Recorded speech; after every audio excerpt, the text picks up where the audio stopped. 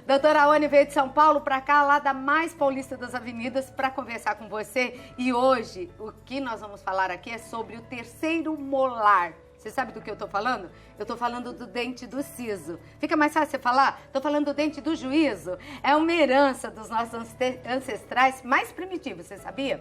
Porque antigamente, bem antigamente mesmo, era necessário para triturar os alimentos que esses fossem mais fortes, né? E o dente do siso porque os alimentos eram mais rígidos também. Eles eram sempre consumidos crus. Então a gente precisava de uma mastigação forte, né, doutor?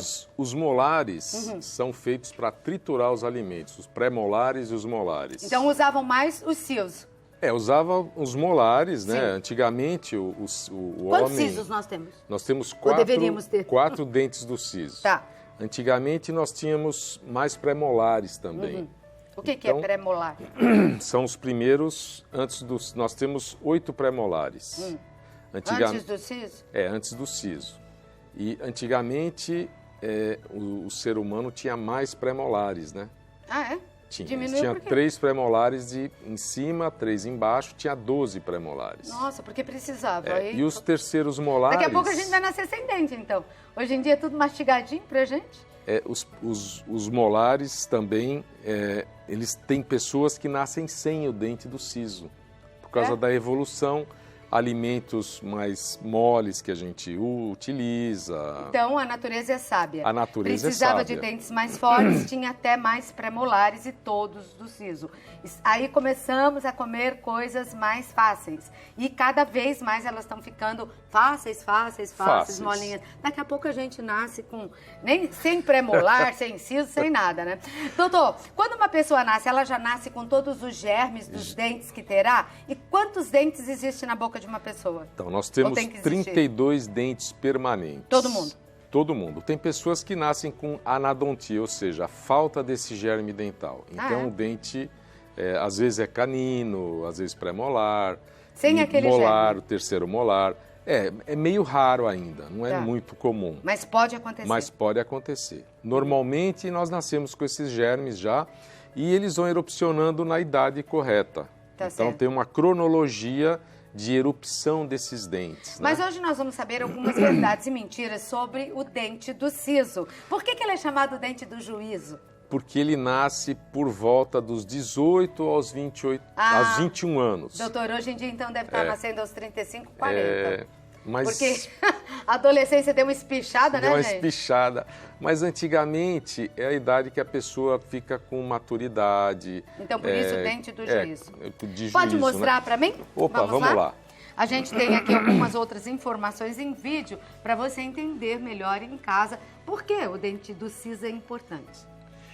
Então, nós temos nessa imagem aqui, desse lado esquerdo, o dente superior do siso, por não ter o inferior, ele está descendo, ele está extruindo, está saindo fora do alvéolo. Então, esse é um dente que ele precisa ser retirado, porque vai chegar uma hora que ele vai começar a machucar o tecido embaixo. Porque ele faz isso, ele espicha para fora, porque não tem o do siso inferior. Porque ele não tem o antagonista para barrar a saída dele, porque os nossos dentes estão sempre extruindo. Isso aí para compensar o desgaste da mastigação. Então, se você não tem o anteparo, o outro lado vai embora. Ou em cima sobe, ou embaixo desce. E desse lado direito, a gente está vendo esse terceiro molar, não tem o superior, e o inferior, ele não vai nascer porque o ramo do osso da mandíbula está travando ele. Dá para perceber que aquela parte branca é o ramo da mandíbula, é o osso. Embaixo? Embaixo. Então, ele está impactado nesse osso. Então, esse dente, normalmente, ele gera uma inflamação naquela região, porque ele fica com a gengiva coberta. E ele fica exposto uma parte. E por que ele não sai, você falou? Porque o osso da mandíbula aqui, ele está segurando. A gente vê bem a parte superior do dente que ele está dentro do osso. E aí o cirurgião dentista faz o quê? Ele tem que extrair esse dente. Não tem jeito de rasgar ali um pedacinho para ele sair? Não, porque o que segura é o osso. da mandíbula que está segurando aqui, ó. Só em casos assim o dente do siso deve ser extraído ou existem outros motivos para tirá-los? Normalmente nós extraímos o dente do siso quando ele gera uma inflamação e quando erupciona e sai um pedaço do dente. Então aquele dente fica suscetível a ter uma cárie.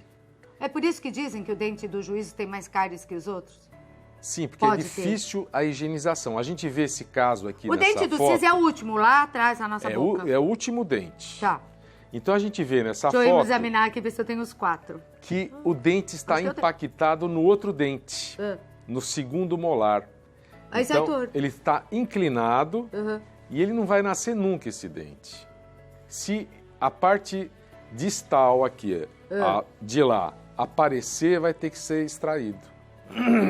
Então, na verdade, quando isso acontece, a pessoa tem dor, sente dor, já que é uma inflamação, e procura o cirurgião dentista por isso, ou todos deveriam procurar na época, na idade em que ele costuma nascer? É que ele costuma nascer e nós precisamos fazer um monitoramento desse dente do siso. Tá. O monitoramento é feito com radiografias, porque às vezes esse dente que não foi extraído, às vezes ele pode gerar um problema de cisto, e esse cisto ele pode até evoluir para um problema mais sério.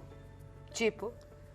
Tipo, pode gerar até um câncer na boca. Então, a gente tem que fazer um acompanhamento. Não é porque o dente está incluso, que nós chamamos dente do siso incluso. Então, a gente precisa extrair. O ideal é fazer um acompanhamento, um monitoramento. Porque tem casos que a raiz desse dente do siso, ele está perto do canal mandibular, que é onde passa o nervo, que dá sensibilidade para essa parte aqui, ó, nos lábios e os dentes, que é um nervo só. Às vezes, a raiz do dente está em cima do canal mandibular. Então, às vezes, na extração desse dente, pode lesar esse nervo e dar uma parestesia na boca. A pessoa fica sem sentir o lábio. Então a gente só faz, pelo menos a minha conduta, a conduta dos colegas, a gente faz a extração quando está gerando um problema e a gente tem que tirar aquele dente, porque senão pode causar danos piores. Então a gente faz uma avaliação e passa para o paciente. Fala, olha, a gente vai extrair seu dente, mas você corre o risco de você ter uma parestesia na cirurgia. Por isso que é importante, antes de fazer a cirurgia, a gente fazer uma tomografia computadorizada. Que vai mostrar exatamente o que está acontecendo. Que vai mostrar aonde aquela raiz daquele dente está perto ou não do canal mandibular. Então a tecnologia só veio ajudar os cirurgiões dentistas. Olha, e ajuda muito, Claudete. É uma coisa impressionante a tecnologia, porque a gente tem 3 dimensões que a gente vê do osso. Então a gente enxerga tudo. Então, jamais eu faço uma cirurgia, parto para uma cirurgia de dente do siso sem uma tomografia computadorizada. A gente precisa do dente do siso? Olha, eu tenho os meus, porque eu tenho espaço... Eu estive examinando aqui com a língua, eu acho que eu tenho os meus também. Eu tenho espaço para os dentes. O último, lá no finzinho. O que acontece? As pessoas que têm arcada pequena, às vezes esse dente não nasce por falta de espaço. Pode acontecer, então. Pode acontecer. O germe do dente está lá, mas não consegue nascer porque a boca é pequena. Não consegue nascer. E, às vezes, é interessante você extrair esse germe, esse dente, quando ele está em formação, que é mais fácil, que ainda não tem a raiz. Quando está lá dentro? Quando está lá dentro. Então, você só vê por tomografia também? Tomografia. Então, se você vê que não vai nascer e não tem a raiz do dente ainda, então a gente já faz... Abre a gengiva e retira? Abre, tira o osso. Hoje nós temos aparelhos, que é o piezo cirúrgico, que é um tipo de um ultrassom que tira o osso sem assim, um traumatismo muito grande. Porque o que acontece com esse dente, se não fosse feita essa cirurgia para extraí-lo, o que poderia acontecer com esse dente? Que não saiu para fora e está lá dentro da gengiva. Então, pode dar uma inflamação, gerar um cisto e pode gerar um problema maior. Mas quando ele forma a raiz, aí fica mais difícil de ser tirado. Tem casos que esse dente está inclinado assim, ó. Aí ele não vai nascer nunca. Tá. E pode entortar? Olha, é difícil, Claudete. Já tem trabalhos recentes que mostram que antigamente a gente pensava assim. Que entortava. Então fizeram um trabalho que diz que não entorta os dentes. Tá. Mas mesmo assim é perigoso ficar com ele? É perigoso, entre aspas. Por isso que é interessante monitorar.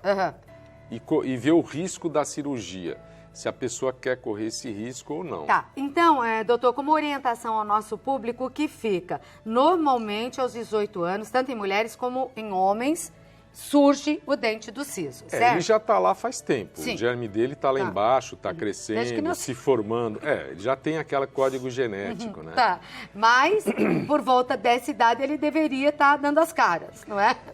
Por volta dos 18 anos até os 21 é a idade tem que investigar. Erupcionar. Tá. Então é interessante ver esse dente. Se vai fazer um aparelho ortodôntico, então é interessante, às vezes o ortodontista, o especialista, pede para extrair, porque às vezes ele precisa jogar os dentes para trás, aí não tem espaço. Aí, então tem que extrair o dente do siso para poder colocar os dentes, para poder alinhar esses dentes corretamente na arcada. Tá. Agora, uma última pergunta que não tem a ver com o siso, mas se a pessoa, por exemplo, retirou esse dente, ficou um espaço entre esse e esse, o que acontece com esse espaço se ela não fizer um implante, recolocar um dente aqui, não é? Teve que extrair por algum motivo seu e ficou com um dente a menos entre dois dentes. Esses dois dentes vão ocupar esse buraco, vão entortar, o que acontece? Normalmente os dentes tendem a mesializar, ir para frente. Então esse dente prejudica porque ele vai inclinar, ele sempre se inclina para cima, sempre para o meio do rosto, da arcada. Ele mesializa. Tá. Isso faz o quê? Aí você gera uma má oclusão no paciente. Essa má oclusão, a má engrenagem dos dentes, vai gerar um problema na articulação temporomandibular. A pessoa pode ter dores de cabeça por isso? Aí começa a ter dores de cabeça, dores musculares, justamente pela engrenagem do dente não estar correta. Então, quando você perde um dente, a pessoa perde um dente, tem que recolocar rapidinho, ou com um implante dentário, ou com uma prótese fixa, ou uma prótese removível, para manter a estabilidade dos dentes e da oclusão. Olha, gente, quando falamos que a saúde começa pela boca, não há exagero nenhum nisso, não é? Porque na nossa boca existem muitas bactérias, né? Dente inflamado, dente com cárie. Tem mais bactérias ainda e eu estive no Instituto Penido Bunieri em Campinas e vocês não imaginam os casos de pessoas que perderam a visão por causa de um problema na boca, num dente, ou problemas mais sérios ainda no cérebro. Problema de infecção, é a porta e infecciona nervo óptico, a pessoa acaba perdendo parte da visão ou a visão toda. Agora, doutor, a porta de entrada realmente para as doenças é a boca da pessoa. Precisa ter consciência disso. Às vezes a gente tem pacientes com infecção crônica, ou seja, tem uma fístula que está saindo pus, a pessoa fica engolindo aquele pus e não se dá conta do que pode causar problema para ela. Ah, mas eu não estou sentindo dor. Você não está sentindo dor, mas você está com pus que está indo... Está com bactéria e está engolindo com bactéria, isso. Pode ir para a visão, pode ir para o rim, pode ir para o fígado, pode ir para o cérebro. É muito perigoso mesmo. Então veja que boca você vai beijar hoje, hein? Pensa bem, que às vezes parece que tá tudo legal e não tá bom?